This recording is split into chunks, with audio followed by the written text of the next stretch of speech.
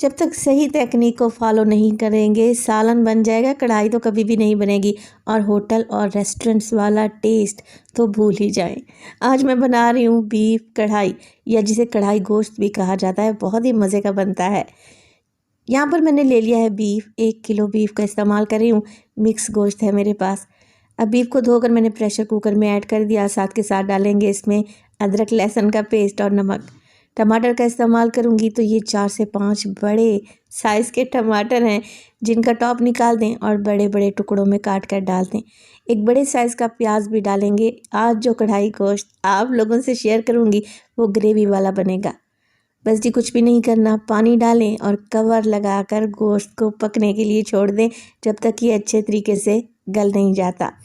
अच्छा, ये तो बीफ की क्वालिटी पे डिपेंड करता है कि उसे गलने में कितनी देर लगेगी। मुझे 30 से 35 मिनट लग गए थे। अब गोश्त अच्छे तरीके से गल चुका है। टमाटर प्याज जो मैंने डाले थे वो भी सॉफ्ट हो चुके हैं। आपकी आसानी के लिए मैंने बीफ को कढ़ाई में शिफ्ट कर दिया है। अब इसकी भुनाई करेंगे।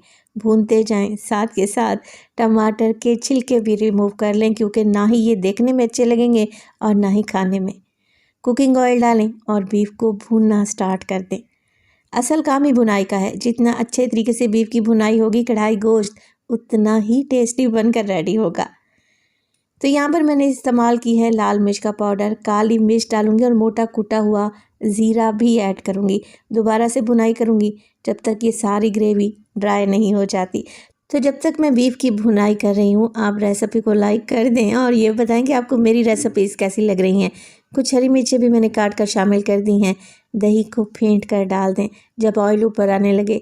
अच्छा, दही को भी भून लेंगे 2 से 3 मिनट के लिए और आखिर में डालेंगे पिसा हुआ गरम मसाला और कुछ हरी मिर्चें। ढेर सारा हरा धनिया इस्तेमाल करूँगी और आप चाहें तो कसूरी मेथी भी डाल सकते हैं। लें जी, फटाफट झटपट से कढ़ाई गोश्त तैयार है। लग रहा है ना टेस्टी। रोटी, चपाती, नान, पराठा या उबले हुए चावल के साथ सर्व करें।